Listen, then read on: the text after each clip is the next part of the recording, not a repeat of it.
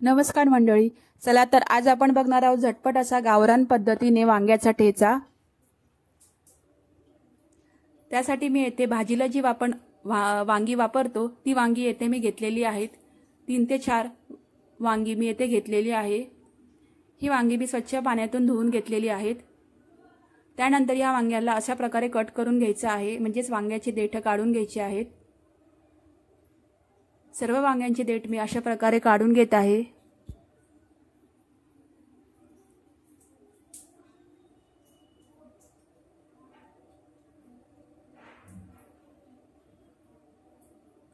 त्यानंतर ही वांगी आपल्याला मधूनच कट करून म्हणजे चिरून घ्यायची आहे दोन्ही साइडनी, जेणेकरून ती वांगी आपली चांगली भाजली जातात। अशाच प्रकारे सर्व वांगी आपल्याला दोन्ही साइडनी मधून कट करून घ्यायची आहेत। आपली वांगी स्वच्छ आहेत किंवा म्हणजे एखादी किडलेली नाहीत हेही पाहायचे आहे। तत्पूर्वी तुम्ही माझ्या चॅनलवर नवीन असाल तर नक्कीच माझ्या चॅनलला सबस्क्राइब करा, व्हिडिओ आवडल्यास लाईक करा, शेअर करा आणि आपल्या नवीन चॅनलला सपोर्ट करा। बघू शकता तुम्ही मी अशा प्रकारे सर्व वांगी मधून कापून घेतलेली आहेत। ही वांगी सर्व कट झाल्यावर पुन्हा एकदा आपण मिठाच्या पाण्यामध्ये घालून घ्यायची आहेत। मिठाच्या पाण्यामध्ये आपण घातल्यामुळे ही वांगी काळी पडत नाहीत। एका पातेल्यामध्ये मी मीठ टाकून पाणी टाकून ही वांगी त्यामध्ये घालून घेत आहे। थोडा वेळ ही वांगी आपण अशीच ठेवायची। त्यानंतर एक लोखंडी तवा किंवा कोणताही तवा तुमच्याकडे जो उपलब्ध असेल तो घ्यायचा आहे व त्यानंतर तुम्ही तुमच्या चवीनुसार 5 ते 7 मिरच्या तिथे घालून घ्यायच्या आहेत। येथे मी 5 ते 7 मिरच्या तव्यावर भाजून घेत आहे। मिरच्यांचा कलर बदलेपर्यंत या मिरच्या आपल्याला चांगल्या प्रकारे भाजून घ्यायच्या आहेत।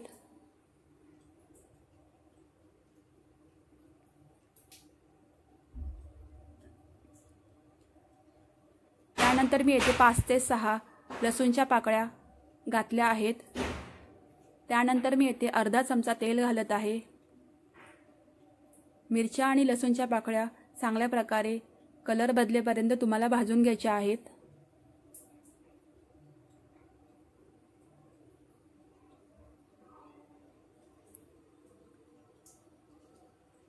त्याचा कलर चेंज होईपर्यंत तुम्हाला भाजून घ्यायचा आहे।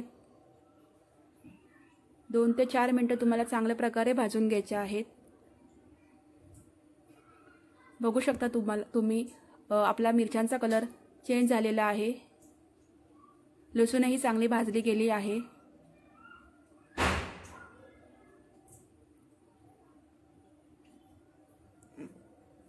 अशा प्रकारे आपल्याला मिरच्यांचा कलर बदलेपर्यंत भाजून घ्यायचा आहे।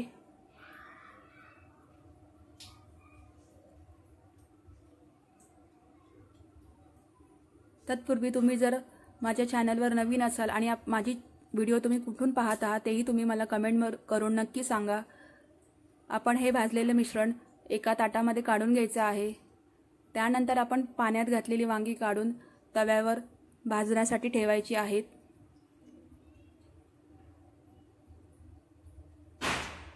अशा प्रकारे सर्व वांगी तव्यावरती घालून घेत आहे। ही दोन्ही साइडला परतून घ्यायची आहेत। थोडी हलकीशी परतून भाजून घ्यायची आहे।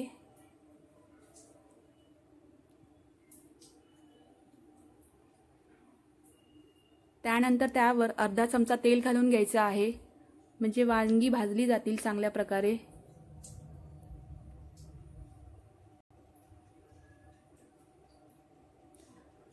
वांगी चांगली अशी शिजण्यासाठी वरून आपल्याला झाकण ठेवून द्यायचं आहे।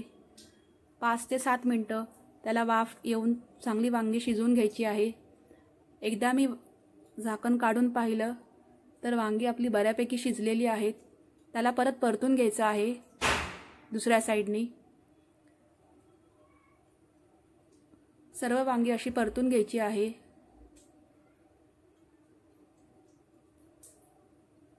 बऱ्यापैकी आपली वांगी शिजलेली आहे, बघू शकता तुम्ही। त्यानंतर वांगी थोडी अजून शिजण्यासाठी आपण त्यावर पुन्हा एकदा झाकण ठेवायचं आहे। अजून मी 2 मिनिटं त्याला वाफ काढून घेतलेली आहे। आता आपली वांगी पूर्णपणे शिजून म्हणजेच वाफवून झालेली आहेत, बघू शकता तुम्ही।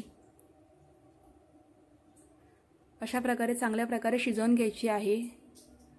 तुम्हाला कमी जास्त वाटल्यास तुम्ही पुन्हा एकदा झाकण ठेवून शिजवून घेऊ शकता।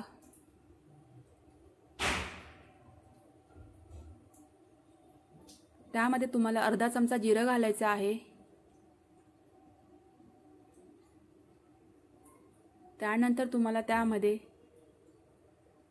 मगाशी आपण भाजलेले मिरची आणि लसूणचं मिश्रण घालायचं आहे व ते चांगल्या प्रकारे परतून मिक्स करून घ्यायचं आहे। चारी साइडने एकजीव करून घ्यायचं आहे।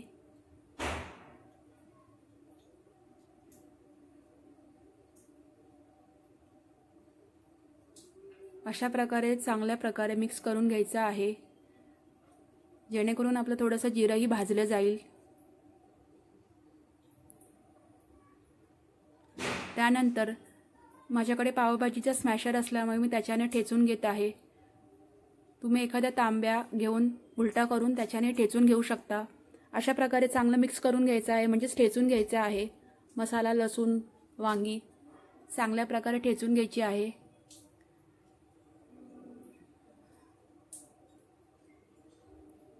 एकजीव असं त्यांना मिश्रण ठेचून घ्यायचं आहे।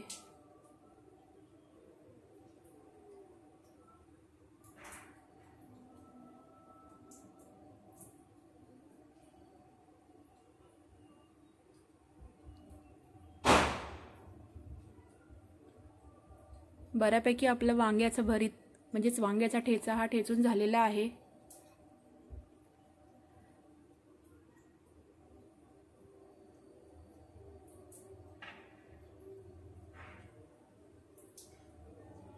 अगदी झटपट होणारी अशी रेसिपी आहे, तुम्ही नक्कीच घरी करून पहा आणि मला कमेंटमध्ये कळवा की कशी झाली आहे। बऱ्यापैकी आपला ठेचा ठेचून झालेला आहे, बघू शकता। त्यानंतर यामध्ये परत अर्धा चमचा तेल घालून घेतला आहे। त्यानंतर यामध्ये घरचा काळा मसाला घालायचा आहे किंवा तुम्ही घरचा तिखट मसाला घालू शकता। त्यानंतर मी याच्यामध्ये पाव चमचा हळद घातलेली आहे।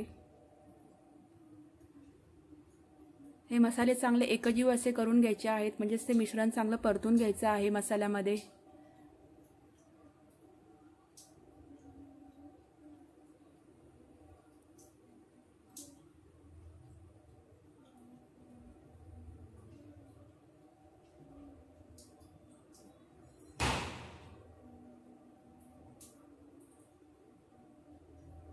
बघू शकता तुम्ही आपलं मिश्रण सगळं एकजीव असं झालेलं आहे। त्यानंतर यामध्ये चवीपुरतं मीठ घालायचं आहे। मिश्रण हे चांगलं परत मिक्स करून घ्यायचं आहे, जेणेकरून मीठही चांगलं लागलं जाईल। तुम्ही पाहिजे तर तुम्ही एक परत वाफ काढून घेऊ शकता। जर तुम्हाला वाटलं आपलं वांग शिजलं नाही तर तुम्ही परत त्यावर एक ताट ठेवून वाफ काढू शकता। मीठही चांगल्या प्रकारे लागलं आहे। अशा प्रकारे चांगलं परतून घेतलं आहे परत एकदा।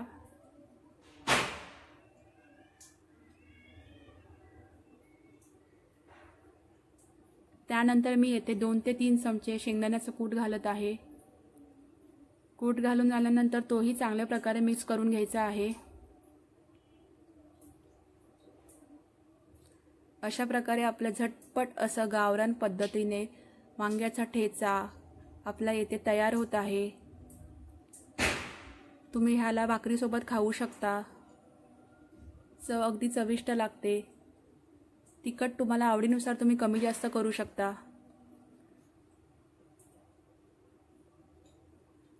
अशा प्रकारे आपला इथे गावरान ठेचा, वांग्याचा ठेचा इथे तयार झालेला आहे, बघू शकता।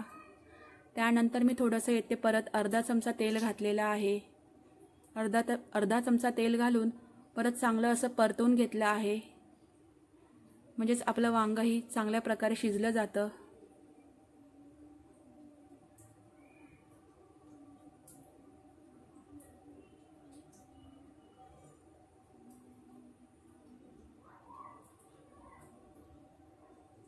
आपला गावरान पद्धतीने वांग्याचा ठेचा किंवा ठेच्यातील वांगं हे आपलं इथे तयार झालेलं आहे।